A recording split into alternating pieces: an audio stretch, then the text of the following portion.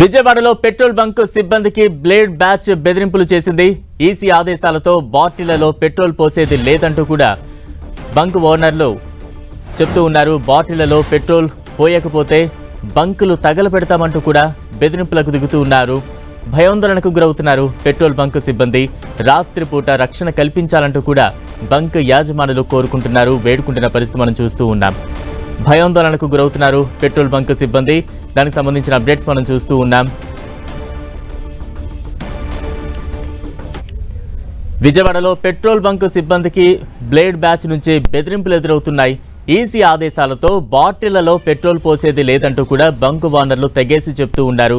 బాటిళ్లలో petrol పోయకపోతే బంకులు తగలబెడతామంటూ కూడా బెదిరింపులకు పాల్పడుతూ ఉన్నారు.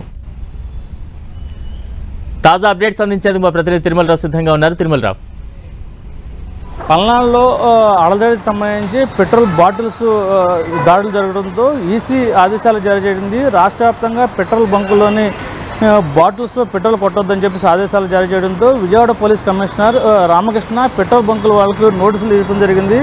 మీకు ఎవరైనా పెట్రోల్ బంకులకు వచ్చి ఈ బాటిల్లో పెట్రోల్ కొట్టమంటే మీరు ఎట్టి పరిస్థితుల్లో పెట్రోల్ కొట్టకూడదు, ఒకవేళ కొడితే మీ మీద యాక్షన్ తీసుకుంటామంటూ ఆదేశాలు జారీ చేయడం రాష్ట్ర వ్యాప్తంగా ఉన్న పెట్రోల్ బంకుల యజమానులు పెట్రోల్ బంకులు దీనికి సంబంధించి నోటీసులు అందించడం జరిగింది. అయితే ఇక్కడ ఉదయం పెట్రోల్ కొట్టించుకునేందుకు కొంతమంది బాటిల్ కొట్టమంటే ఇక్కడ ఉన్న సిబ్బంది బాటిల్ పెట్రోల్ కొట్టుతుంది. వాళ్ళ మీద కొంచెం అతను రివర్స్ అవ్వడం జరిగింది. వాళ్ళ బెదిరింపులు కూడా ఇవ్వడం జరిగింది. దీనికి సంబంధించి అసలు ఏం జరిగింది అనే విషయాన్ని తెలుసుకునేందుకు పెట్రోల్ బంకు మేనేజర్ మనతో ఉన్నారు. వారు నడిచేసిన ప్రయత్నం చేద్దాం. సార్ చెప్పండి సార్, అసలు ఏం జరిగింది? ఈరోజు ఉదయం దురుసుగా ప్రవర్తించాడు. పెట్రోల్ కొట్టనంటే కనుక మీ సంగతి రాత్రికి వచ్చి చూస్తాను అని చెప్పి బెదిరించి వెళ్ళాట. ఆ విషయం నేను పోలీసుల దృష్టికి కూడా తీసుకొచ్చాను. తర్వాత కొంతమంది ప్రెస్ వాళ్ళు కూడా కవర్ చేసుకున్నట్టుగా ఉన్నారు.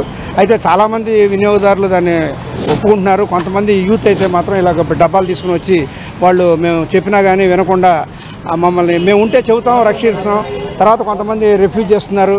సో రాత్రిపూట మాకు కొంచెం పెట్రోల్ బంకుల్లో రక్షణ కల్పిస్తే బాగుంటుంది అని చెప్పి మేము రిక్వెస్ట్ చేస్తున్నాం. పెట్రోల్ బంకులో పెట్రోల్ కొట్టించుకుని బాటిల్ అతను తీసుకోవడం జరిగింది. కానీ వీళ్ళు బాటిల్ వద్దు అని చెప్పేసి వెళ్ళిపోవడంతో అతను వెళ్ళిపోతున్నాడు. అయితే దీనికి సంబంధించి అసలు ఏం జరిగిందనే విషయం తెలిసినందుకు స్పాట్లో ఎవరైతే ఉన్నారో మా పెట్రోల్ కొట్టే మహిళ కూడా ఉందో అసలు ఏం జరిగిందని ఆ మహిళ కూడా అడిగి తీసుకున్నాం. అమ్మ చెప్పండి అమ్మా, అసలు ఎవరు వచ్చారో అసలు ఏం జరిగింది, డిస్కషన్ ఏంటి?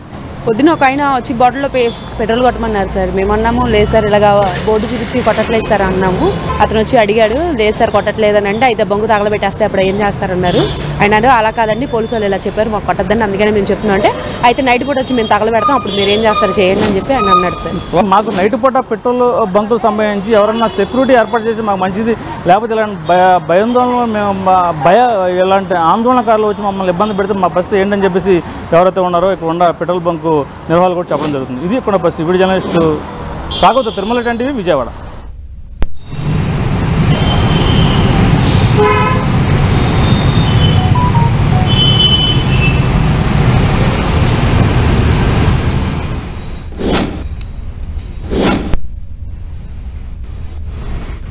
విజయవాడలో బ్లేడ్ బ్యాచ్ బెదిరింపులు మితిమీరిపోతున్నాయి. ఈసీ ఆదేశాలతో బాటిళ్లలో పెట్రోల్ పోసేదే లేదంటున్న బంక్ యజమానులకు బెదిరింపులతో రావడం కలకలం రేపుతోంది.